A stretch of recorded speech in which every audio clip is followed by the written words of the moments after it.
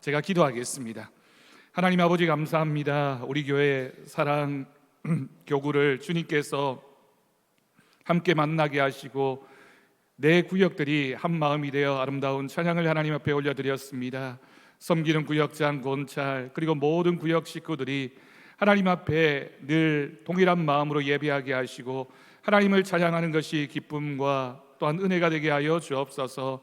그 찬양이 가정마다 심령마다 넘쳐나게 하시고 하나님이 복 주시는 모든 구역 식구들 되게 하여 주옵소서. 감사드리옵고 예수님의 이름으로 기도드립니다. 아멘.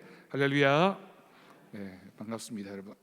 점심에 뵈니까 오전보다 얼굴이 훨씬 더 좋아지신 것 같습니다. 교회 밥이 좋은 것 같아요.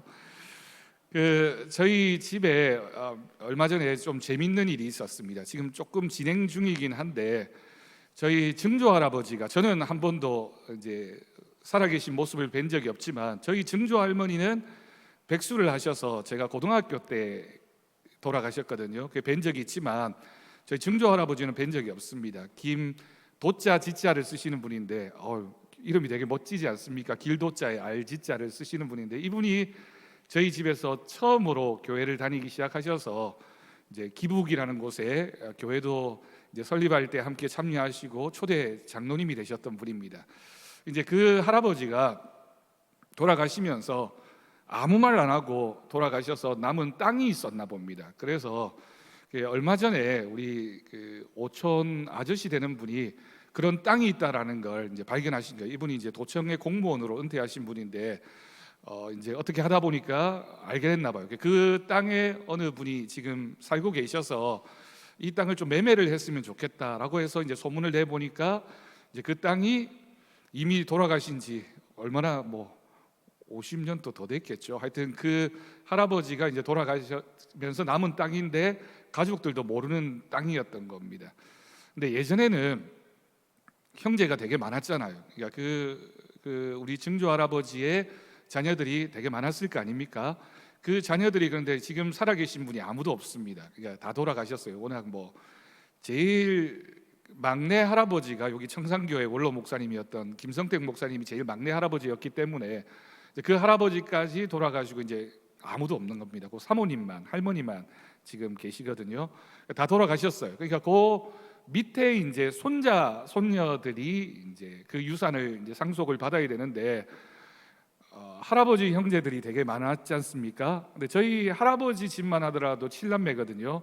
그 많은 할아버지 할머니들의 자손들이 한 집에 작게는 5명, 많게는 9명이니까 지금 몇 명인지 모르겠는데 하여튼 우리 오촌 아재 되시는 분이 그분들을 다 단체 톡방에 모았어요. 그것도 연락처 모르는 분, 돌아가신 분, 등등 해서 너무 많으니까 그걸 어떻게 전화번호 알아내는 데만 해도 몇 달이 걸렸나 봐요. 알아 모아가지고 모으니까 이분들이 한 50명이 넘는 것 같아요. 형제들 많은데 돌아가셨죠. 돌아가시고 나면 그 가족들이 다 상속자가 되고 또 만약에 누가 또 돌아가시면 그 밑에까지 내려가서 이제 다 해야 되는데 이 땅을 이제 한 사람 앞으로 몰아서 매매를 해야 되는데 그 상속 포기각서를 받는 게 너무 어려운 겁니다. 전국에 흩어져 있죠. 어떤 분은 외국에 계신 분도 있죠. 그리고 이 서류를 받으려면 이게 또 기간이 있대요. 저는 정확하게 모르겠는데 한 달인지 3달인지 이렇게 기간 동안 발급되어진 서류를 딱 모아가지고 법무사에게 가서 이걸 다 처리를 해야지만 되는데 거기에 인감증명서 서류 등등등등 해서 이게 엄청 많은가 봐요. 그래서 이제 그래도 하자 해서 그 단체 톡방에 모인 분들이 수십 명이 하자 해서 이제 했습니다. 저는 내심 기대를 했습니다. 땅이라고 하니까 왠지 저한테도 뭔가 이게 고물이 좀 떨어지면 그걸 받으면 뭘 해야 되나 이랬는데 나중에 알고 봤더니만 저하고는 아무 상관이 없고요. 왜냐하면 저희 아버지까지만 이제 상관이 있는 겁니다. 아버지가 돌아가셨으면 저하고도 상관이 있겠지만 아버지까지만 이제 상관이 있는데 한 몇십 명이 한 5, 60명 정도가 이제 그걸 이제 작업을 했어요. 작업을 열심히 해가지고 이제 다 성공시키고 매매를 하게 됐는데 그 땅이 얼마에 매매가 됐냐면 여러분 놀라지 마십시오. 정말 깜짝 놀랐습니다. 800만 원에 매매가 됐습니다. 5, 60명이 그 서류 발급 받으려고 온 전국에 있는 사람들이 막 다 뭐 찾아가기도 하고 수소문을 하고 어쩌고 저쩌고 해가지고 했는데 800만 원이 모였는데 거기에 법무사 비용 떼고 무슨 수수료 떼고 뭐 이런 거 하니까 이제 남은 게 보고서가 올라왔는데 항목도 되게 많더라고요. 어떤 분은 또 뭐 좀 나는 안 주나 해서 10만 원을 보내주고 뭐 수고비로 5만 원을 보내주고 뭐 이렇게 하다 보니까 한 600만 원 정도 남은 것 같아요. 그 돈을 어떻게 할까 하니까 이게 뭐 60명이 600만 원 나누면 얼마 됩니까? 10만 원 되는가요? 예. 저희 아버지가 10만 원 받으면 저한테 얼마를 줄지 모르겠지만 결국은 나누지 않고 그걸 가지고 이렇게 뭐 벌초하는 뭘 기계를 사자 뭐 이렇게 의논이 됐나 보더라고요. 제가 그 모습을 보면서 그 할아버지 한 분이 남기신 땅이 이렇게 재미난 일을 벌였구나라는 생각이 들었는데 참 놀라운 건 그렇게 모인 이제 한 5, 60명 되는 가족들이 다 교회를 다니고 있다는 겁니다. 그분들이 다 장로님, 뭐 목사님, 권사님, 안수 집사님, 또 그 밑에 후손들도 거의 빠짐없이 아주 이제 특별한 경우를 빼놓고는 거의 다 교회를 다니고 있는데 저희 증조 할머니가 제가 고등학교 1학년 때인가 돌아가셨는데 백수를 하셨거든요. 장례식에 온 일가 친척들만 100몇십 명이 됐습니다. 그러니까 이제 손자의 손자까지 이제 다 내려간 거니까 그걸 보면서 한 사람이 교회를 다니고 예수를 믿고 구원받고 또 믿음으로 자녀를 키운 결과가 이런 열매가 생겨나는구나라는 생각들을 했죠. 이번에도 그 모습을 보면서 사실은 저는 이름도 제가 그 장손이긴 한데 저희 증조 할아버지가 장남이었고 할아버지, 아버지 저까지 이렇게 다 장남이라서 혜택은 아무것도 없습니다. 요즘에는 무조건 n분의 1입니다. 뭐 딸이든 아들이든 첫째든 막내든 무조건 n분의 1이니까 얻은 건 없지만 그 모습을 보면서 하나님을 믿는다는 게 참 중요하구나. 오늘 말씀이 사실은 약속에 관한 말씀인데요. 여러분 다윗이 그런 생각을 했을 겁니다. 자기 앞에 왕이 누구인가요? 사울이라는 왕이잖아요. 사울이 하나님의 기름 부음을 받았고 하나님의 약속을 받아서 왕이 되었지만 그 왕으로서의 기간과 그 후손의 그 결과가 좋았습니까? 나빴습니까? 굉장히 불행했잖아요. 차라리 왕이 안 됐더라면 그 가정에 그런 일이 없었을 텐데 왕이 된 다음에 그 하나님의 약속을 지키지 못한 결과가 참담했습니다. 다윗이 그 모습을 보면서 아마 그런 생각을 했겠죠. 나도 내가 왕이 되었고 내게도 자녀가 많고 가족들이 많이 있지만 내가 하나님 앞에 받은 그 약속을 어떻게 지켜나가느냐가 나 때문에 그 후손들에게 큰 영향을 미칠 것이다라는 두려움과 기대하는 마음이 반반 있지 않았을까요? 그런 마음을 가지고 다윗이 내가 후손들을 위해서 뭘 할 수 있을까를 고민하기 시작했습니다. 그 고민했던 내용의 결과가 오늘 말씀에 기록되어져 있습니다. 자, 여러분 본문을 보겠습니다. 여러분 받으신 유인물을 보시면 됩니다. 1번 다윗은 나단 선지자를 불러서 자신이 가지고 있는 계획을 말하게 됩니다. 사무엘하 7장 1절에서 3절까지를 보면 그 계획이 뭐였나요? 2절을 보니까 7장 2절을 보면 나는 백향목 궁에 요즘식으로 얘기하면 이렇게 넓고 좋은 집에 살고 있는데 하나님의 궤는 휘장 가운데 있다. 이때까지만 해도 하나님의 법궤, 하나님의 성막이 아주 누추하게 그냥 광야 생활하던 그때의 모습 그대로 자리를 차지하고 있었습니다. 그 모습이 다윗이 보기에 굉장히 안타까웠다라고 하는 거죠. 다윗의 마음속에 어떤 마음이 있었다고요? 하나님을 좀 우리가 이제 나라도 안정되고 국가도 이제 기틀을 잡았고 또 왕궁도 짓고 많은 역사가 있었으니 하나님의 전을 내가 계획해야 되겠다라는 마음을 가지게 됩니다. 그래서 다윗이 선지자를 불러서 내가 하나님의 성소, 하나님의 성전을 지었으면 좋겠다라는 의도를 밝혔습니다. 나단이 이 말을 듣고 기쁜 마음이 들었습니다. 그래서 사무엘하 7장 3절 보면요, 왕께서 마음에 있는 모든 것을 행하라고 하면서 여호와 하나님의 마음이 당신의 마음과 같다, 왕과 함께 있습니다 라고 말하게 되었습니다. 그러니까 다윗의 그 마음을 나단 선지자도 굉장히 귀하게 여기고 정말 좋은 생각을 했다라고 칭찬했다라고 하는 겁니다. 자, 2번입니다. 2번을 보면 그런 대화에 대해 하나님의 반응이 나옵니다. 다윗의 계획을 나단을 통해서 들으신 하나님께서는 어떤 반응을 보이셨는가? 하나님의 반응을 간략하게 이야기해 보자. 하나님이 어떻게 하셨습니까? 나단 선지자를 통해서 다윗이 지금 먹고 있는 그 계획을 허락하지 않겠다라고 하셨습니다. 그러면서 하나님이 이렇게 말씀하셨죠. 긴 내용인데 요약하면 이렇습니다. 성전을 짓는 것은 네가 할 일이 아니라 내가 너를 위하여 집을 세워주겠다. 여러분, 다윗이 제가 하나님을 위해서 하나님의 집, 성전을 짓겠습니다 라고 고백했는데 하나님이 그 마음을 받으시고 너무너무 기쁘셨나 봐요. 그래서 네가 내 집을 짓는 것이 아니라 하나님이 뭐라고 얘기하셨습니까? 내가 너의 집을 지어주겠다라고 말씀하셨습니다. 여기서 집이라고 하는 건 우리가 눈에 보이는 이런 건물을 말하는 것이 아니라 다윗의 왕조를 말하는 겁니다. 다윗이라는 한 인물을 통해서 그의 왕위가 사울처럼 당대에 끝이 나는 것이 아니라 그 후손을 통해서 그 다윗의 왕위가 계속 이어질 수 있도록 내가 너의 집을 지어주겠다라고 말씀하셨습니다.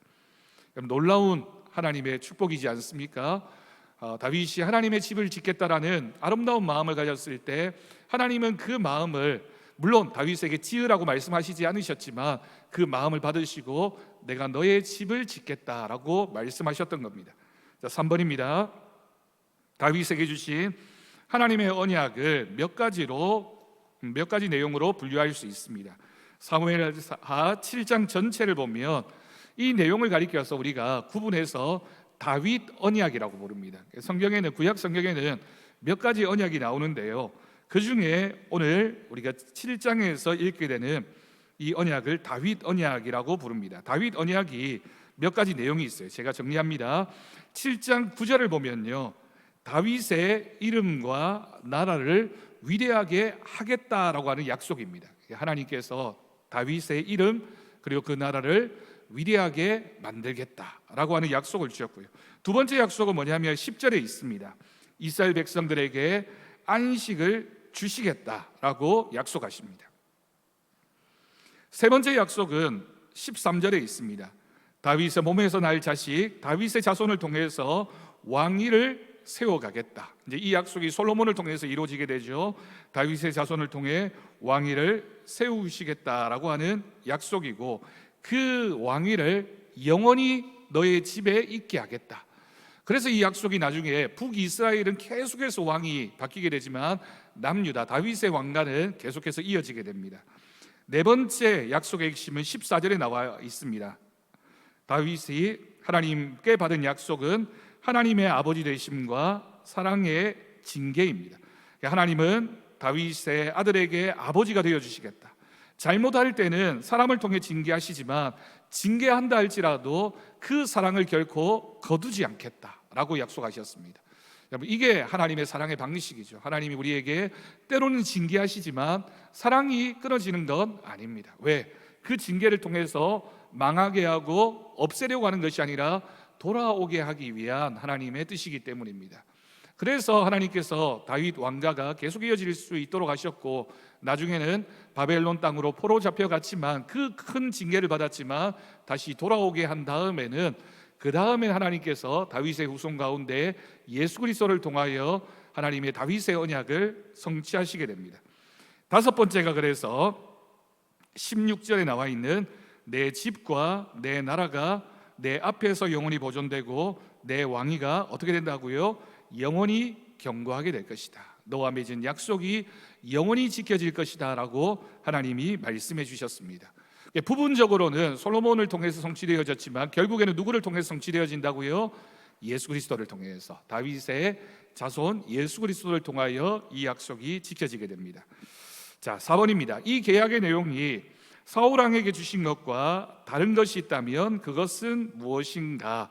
우리가 다윗 언약이라고 7장 말씀을 전체적으로 얘기했고요. 두 왕에 대한 사울에게 주신 말씀과 다윗 왕에게 주신 말씀의 차이가 있습니다. 간단하게 설명을 드리겠습니다. 사울에게는 하나님이 약속을 하실 때 조건을 말씀하셨어요.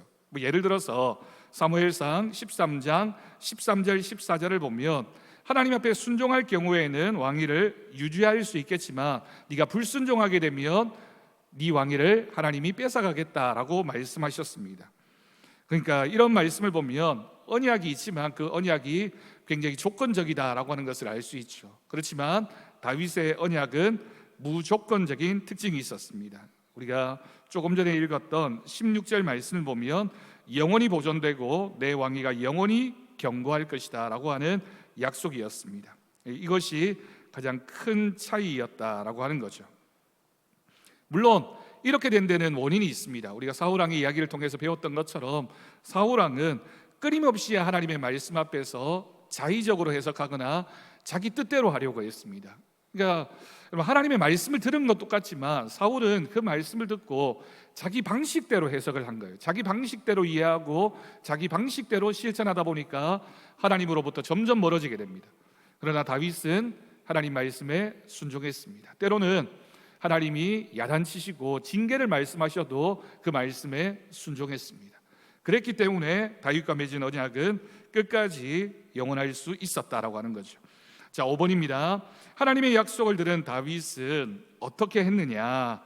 여러분 몇 가지 살펴봅니다. 18절을 보면 하나님 앞에 나아갔다. 다윗 왕이 여호와 앞에 들어가 앉아서 이르되, 하나님 말씀을 듣고 하나님 앞으로 나아갑니다. 이 말의 뜻은 말씀을 들었다, 기도했다 이런 뜻이겠죠.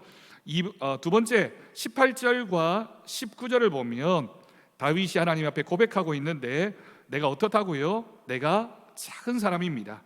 나는 누구이오며 내 집은 무엇이기에 나를 여기까지 이르게 하셨습니까? 다윗이 참 겸손한 사람이었습니다. 왕의 자리에 있지만 하나님 앞에서만큼은 내가 무엇이기에, 내 집이 무엇이기에 하나님이 이런 약속을 주십니까? 라고 겸손하게 말합니다. 그리고 세 번째는 22절을 봅니다. 22절을 보면 하나님의 위대하심을 찬양합니다. 그리고 23절과 24절을 보면 하나님의 백성 이스라엘을 위한 하나님 앞에 감사합니다. 여러분 우리가 다윗이 쓴 시편을 보면 시편의 대부분의 내용이, 물론 다른 내용도 있지만 대부분의 내용이 하나님에 대한 감사의 내용으로 자리하고 있는 걸 볼 수 있습니다. 다윗의 믿음의 특징이 뭐냐? 늘 하나님 앞에 감사하고 찬양하는 사람이었다. 그래서 다윗은 악기 연주자였고 시인이었고 하나님 앞에 늘 기도하는 사람이었다라고 하는 것을 볼 수 있습니다. 그리고 25절에서 29절을 보면 하나님이 그 약속을 신실하게 지켜주실 것을, 약속 성취를 간구하고 있습니다. 그러니까 다윗은 하나님께 받은 약속을 꼭 이루어가야 되겠다라고 하는 욕심이 있는 사람이었습니다. 그러니까 들은 하나님이 주신 말씀을 듣고 잊어버린 게 아니라 이 말씀은 나에게 주신 말씀이고 이 말씀은 나뿐만이 아니라 나의 자손들에게도 하나님이 꼭 지키실 것이다 라는 열심을 가지고 하나님 말씀을 들었다라고 하는 거죠. 그러니 여러분 우리가 하나님 말씀을 들을 때 나에게 주어진 말씀이기도 하지만 여기 계신 분들은 대부분 자녀들도 있으시고 손주들도 있는 분들이 많으시잖아요. 그러면 우리가 가정을 위해서 기도할 때도, 자녀나 또는 우리 후손을 위해서 기도할 때도 하나님이 주신 약속의 말씀이 나를 통하여 흘러갈 수 있도록 늘 기도하는 믿음이 되어야겠습니다. 자, 두 번째 말씀의 개인화로 넘어갑니다. 구약에는 세 가지 계약이 나온다. 첫 번째 아브라함과의 계약, 창세기 12장에 나오고요. 그리고 시내산에서 하나님이 맺으셨던 이스라엘 백성들과의 계약, 출애굽기 19장에 나옵니다. 그리고 오늘 우리가 읽은 다윗과의 계약, 이 세 가지 계약이 구약 성경에 나와 있는 하나님과 맺었던 대표적인 세 가지 언약입니다. 특징이 있죠. 아브라함과의 언약의 특징을 한마디로 얘기하면 하나님께서 아브라함을 뭐로 삼으셨습니까? 복의 통로로 삼으셨습니다. 아브라함 한 사람만 구원하시고 아브라함 한 사람에게만 복을 주신 것이 아니라 너로 인하여 천하 만민이 다 복받게 될 것이다. 너로 인하여 많은 민족을 나타나게 할 것이며 그 민족이 다 나에게로 돌아오게 할 것이다 라고 하는 약속을 주셨습니다. 두 번째, 이스라엘 백성과의 언약을 우리가 다른 말로 시내산 언약이라고 합니다. 시내산에서 하나님과 이스라엘 백성들이 맺었던 언약이기 때문에 그렇게 부르는 거죠. 그런데 이 시내산 언약의 특징이 있습니다. 시내산 언약에서 제일 중요한 게 뭐냐면 율법입니다. 율법. 하나님과 이스라엘 백성들이 언약을 맺었는데 그 언약의 내용이 뭐로 만들어졌다고요? 율법, 다른 말로 문서, 우리가 이걸 성문서, 거룩한 문서라고 하는데, 하나님과 이스라엘 백성들이 구체적인 율법의 조항을 만들고 그것을 통해서 약속을 맺게 됩니다.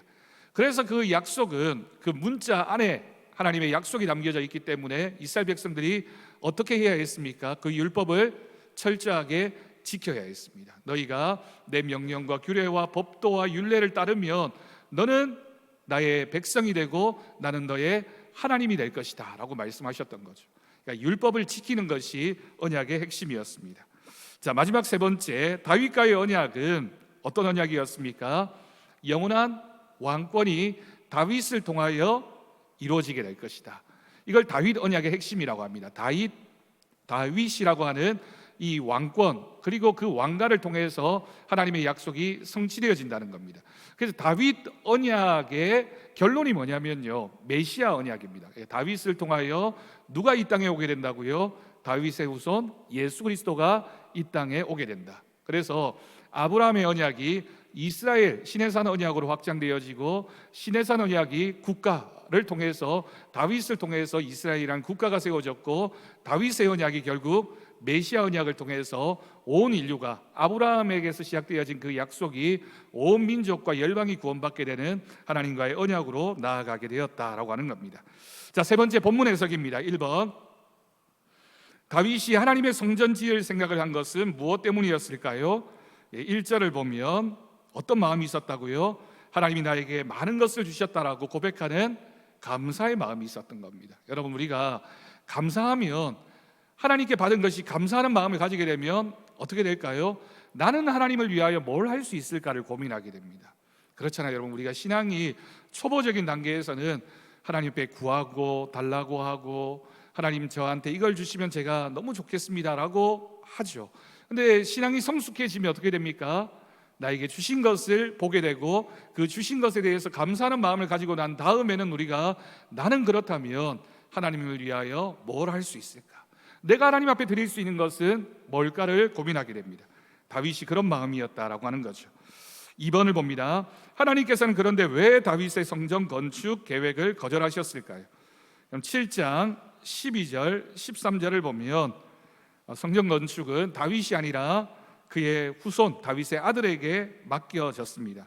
그리고 역대상 22장 8절을 보면요, 그 이유를 또 이렇게 설명하고 있습니다. 다윗이 많은 피를 흘렸기 때문에, 전쟁을 저질렀기 때문에, 전쟁을 치렀기 때문에 네가 아니라 솔로몬이다 라고 말씀하셨습니다. 또 28장 3절을 보면 비슷한 말씀인데요, 다윗은 전쟁의 사람이라고 말씀하시면서 성전 건축에 부적합하다라고 말씀하셨습니다. 여러분, 성전이 중요합니까? 하나님의 약속이 중요합니까?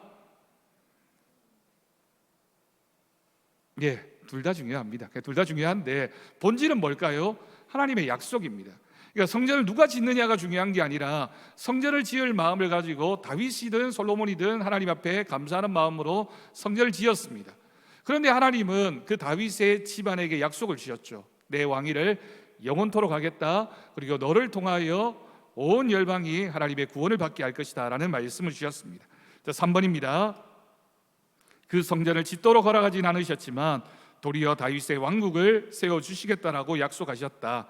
약속하신 내용은 우리가 8절에서 11절까지를 보면요, 다윗의 이름을 위대하게 하겠다, 또 이스라엘에게 안정된 땅과 평안을 주겠다, 그 다음에 다윗의 집을 내가 세워주겠다라고 하는 약속을 주셨습니다.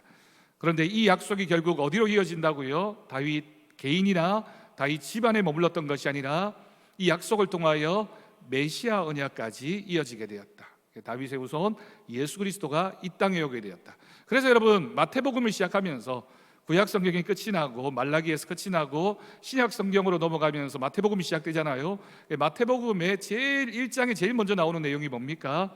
족보가 나오잖아요. 그 족보가 뭘 말하냐면, 이렇게 맺어졌던 다윗의 언약이 어떻게 성취되어졌느냐, 누구를 통하여? 예수 그리스도를 통하여 성취되어졌다라고 하는 것을 보여주게 됩니다. 자, 4번입니다. 법궤를 옮겨오는 것과 성전을 짓겠다는 다윗을 보신 하나님이 참 기뻐하셨습니다. 하나님은 무엇을 보시고 사람을 축복하셨을까요?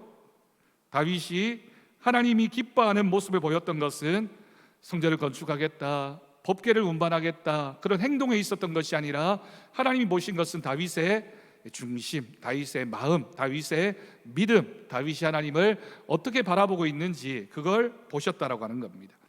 여러분, 이스라엘에 다윗만큼 훌륭한 사람이 없었을까요? 많았을 겁니다. 더 키 큰 사람, 더 지혜로운 사람, 더 집안이 좋은 사람, 더 전쟁에 능통한 사람이 있을 수 있겠죠. 그렇지만 다윗이 어떤 부분에 있어서 훌륭했습니까?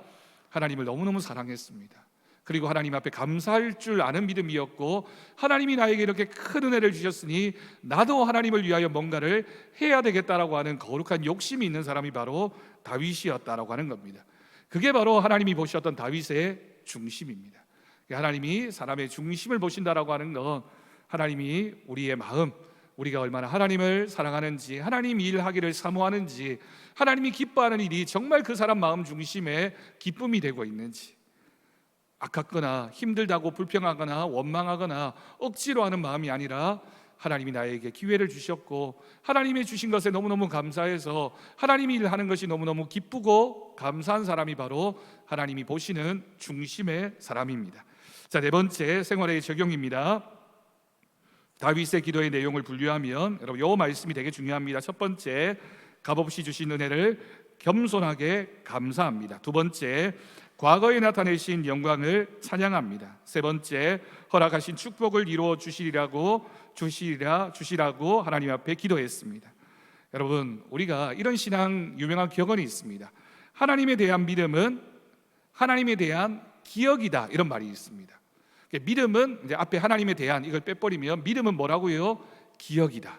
믿음은 기억이다. 뭡니까? 뭘 기억하는 걸까요? 뭘 기억하는 겁니까? 하나님이 나에게 주신 은혜를 기억하는 거고, 감사할 것을 기억하는 거고, 하나님이 나에게 주신 약속을 잊지 않고 기억하는 겁니다. 그 사람이 어떤 사람이라고요? 믿음이 좋은 사람입니다. 그러니까 누가 믿음이 좋으냐? 감사할 줄 아는 사람, 기억하고 늘 그 은혜 안에 머무는 사람, 그리고 하나님의 약속을 붙잡고 하나님 앞에 내가 뭘 할 수 있을까를 늘 기뻐하면서 행하는 사람이 바로 믿음의 사람입니다. 내려옵니다. 은혜 생활의 비결은 먼저 주신 은혜를 하나하나 기억하면서 감사해야 된다. 그리고 그 은혜에 대하여 찬양해야 된다. 여러분, 은혜를 고백합시다. 그리고 감사합시다. 하나님께서 기뻐하시는 믿음은 창조적이고 모험적이어야 한다. 미지근한 믿음은 주님이 싫어하신다. 당신은 하나님을 위하여 꼭 하고 싶은 새로운 일이 무엇인지 말해보자. 여러분, 다윗이 결국 하나님 앞에 내가 성전을 짓겠습니다 라고 약속했지만 이루었습니까? 사실 못했잖아요. 물론 준비도 하고 그 아들을 통해서 했지만 못했습니다. 그러면 하나님이 뭘 기뻐하신 겁니까? 하나님의 일에 대해서 욕심을 내고 내가 하겠다라고 하는 그 마음을 받으신 거잖아요. 우리도 하나님의 일을 하기 위해서 내가 뭘 하는 것, 물론 결과도 있어야 되겠지만 그것보다 더 중요한 게 뭐라고요? 내가 하나님 앞에 욕심을 가지는 겁니다. 내가 하나님을 기쁘게 하기 위해서 이것을 했으면 좋겠다. 내가 하나님의 교회를 위해서, 내가 하나님이 기뻐하시는 일을 위해서 내가 이것 하기를 하나님 원합니다. 기도합니다. 하나님 꼭 하게 해주십시오. 그게 혹 안 된다 하더라도, 내 능력이 못 미쳐서 내 부족함 때문에 그걸 이루지 못한다 하더라도, 그래도 여러분, 하나님 앞에서 우리가 욕심을 가져야 합니다. 욕심을 내야 됩니다. 기도할 때 하나님, 제가 그렇게 되기를 원합니다. 그렇게 하기를 원합니다. 청년들이 하나님, 제가 11조 1,000만 원 하는 사람이 되기를 원합니다.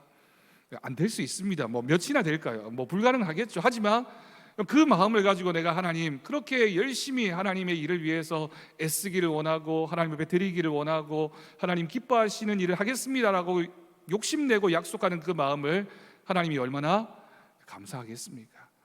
계산적인 친구들은 나중에 내가 1억 벌면 1,000만 원 해야 될까 말아야 될까? 그래도 내가 조금 더 하면 낫지 않을까? 그 믿음을 하나님이 기뻐하실까요? 아닙니다. 여러분, 우리가 하고 안 하고가 물론 중요하지만 그것보다 더 중요한 건 우리의 마음의 중심에 정말 하나님이 계시느냐, 하나님이 하실 일에 대한 기대하는 마음을 가지고 하나님 앞에 나아가느냐를 하나님이 기뻐하십니다. 그러니 여러분, 우리가 시도하고 모험해야 됩니다. 결단해야 되고 욕심을 내야 되고, 하나님이 나와 우리 가정과 우리 후손들을 통하여 하실 일들을 바라보면서 늘 기도하는, 모험적인 기도를 하는 우리 모든 성도들이 될 수 있기를 축복합니다. 우리 찬송가 429장 함께 찬양하겠습니다.